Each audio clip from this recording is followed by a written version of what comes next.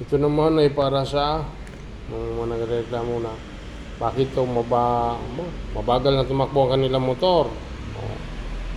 O kaya naman mahirap paandarin, low speed. Ito po ang mga sira ng inyong motor. Lalo na kung matataas na yung odo. Ayan po valve incorrect adjustment. Bend valve incorrect valve timing, broken valve spring, and valve seating.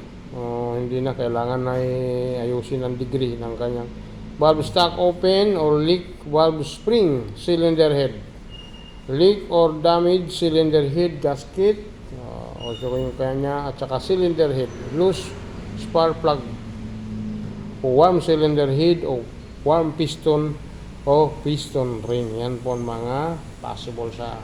Kaya pagka nagtatanong po kayo sa mga mekaniko, mas maganda po kapag nagpaliwanag sa inyo ng maigi kung ano ang sanhi, saan ang may problema, ano maingay. Dito po ako bumabase pag sila nagtatanong, kasi dito sigurado ako